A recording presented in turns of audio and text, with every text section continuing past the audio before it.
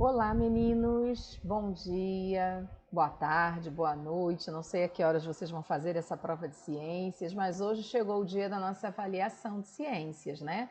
A última avaliação de ciências do semestre. Depois dela, vocês estarão de férias em ciências, porque amanhã ainda tem mais provas, né?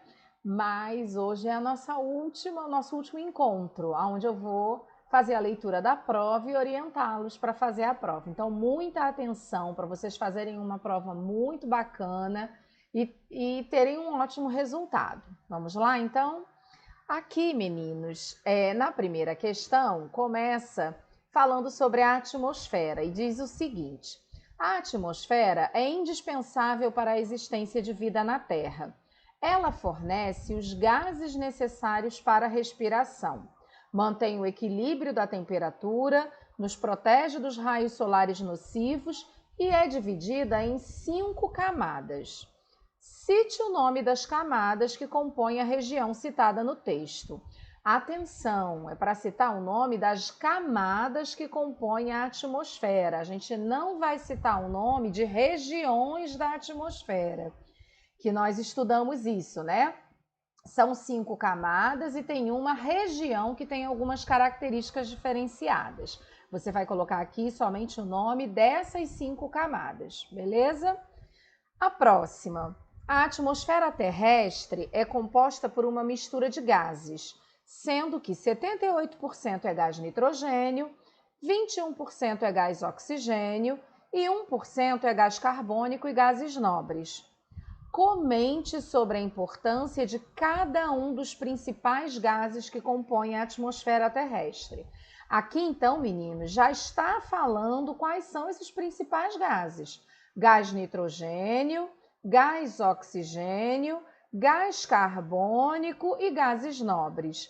Então, você vai colocar lá na resposta gás nitrogênio e vai dizer qual a importância desse gás. Gás oxigênio, qual é a importância desse gás? Gás carbônico, qual é a importância desse gás? Ficou entendido? Então, você vai descrever a importância de cada um dos gases citados aqui no enunciado da questão. A próxima questão fala que o ar é uma mistura de diversos gases, geralmente incolores, ou seja, que não tem cor, e por isso não conseguimos vê-lo. Mas sua presença pode ser notada de diversas formas, como ao respirarmos, quando enchemos um balão, através do vento e etc. Aí vocês vão aqui citar as propriedades do ar que provam que ele é constituído de matéria. Então, nós estudamos as propriedades do ar. Quais são as propriedades que o ar possui e que nos fazem entender que ele existe. E aí você vai aqui só citar o nome dessas propriedades.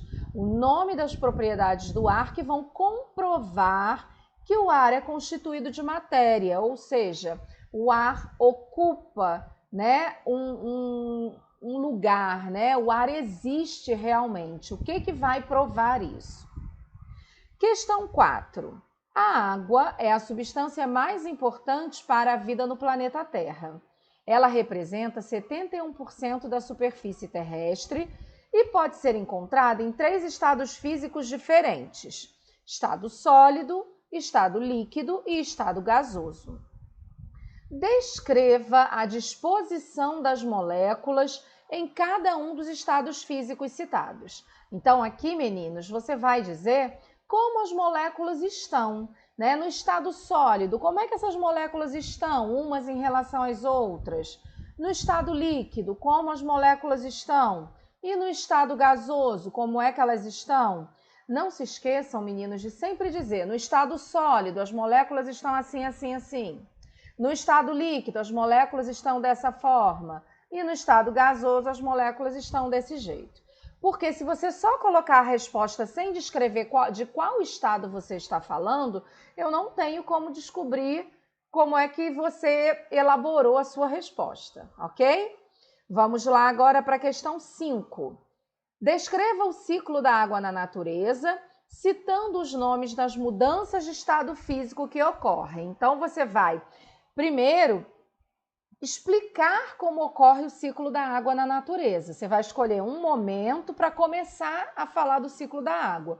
Porque se é um ciclo, é algo que acontece o tempo inteiro. Então, você vai escolher um momento, começa a descrever esse ciclo da água e, durante o ciclo da água da natureza, acontecem algumas mudanças de estado físico, né?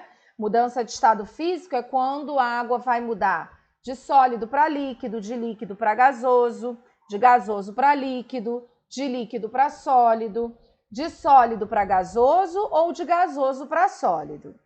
E aí, durante a descrição do ciclo da água na natureza, quando acontecerem essas mudanças de estado físico, você vai explicar. Então, por exemplo, eu estou explicando como é que um picolé vai descongelar, né? Como é que é o processo do picolé, congelar e descongelar. Aí eu disse, encho a cambuquinha com o suco, coloco no freezer e espero alguns minutos. Opa, aí vai passar de estado líquido para sólido, então eu coloco. Aí acontecerá a mudança de estado físico, denominada solidificação. Depois retiro o picolé do freezer e vou chupar esse picolé, mas tenho que fazer isso rápido, senão ele pode derreter. Outra mudança de estado físico, de sólido para líquido. Aí acontece a mudança chamada fusão. Esse foi um exemplo. Você vai fazer isso descrevendo o ciclo da água da natureza, citando esses nomes das mudanças de estado físico que ocorrem, ok? Vamos lá agora para as questões objetivas. Aqui diz o seguinte: é a camada da atmosfera mais próxima da superfície terrestre. Ela é indispensável para a vida na Terra, uma vez que fornece os gases necessários para a respiração dos seres vivos. E nela também se encontra o vapor de água que forma a chuva. A camada atmosférica a que o texto se refere, então você vai analisar o texto e depois vai marcar em qual dessas camadas aqui embaixo acontece essas informações do texto. É na troposfera, na mesosfera, na ionosfera, na exosfera ou na estratosfera?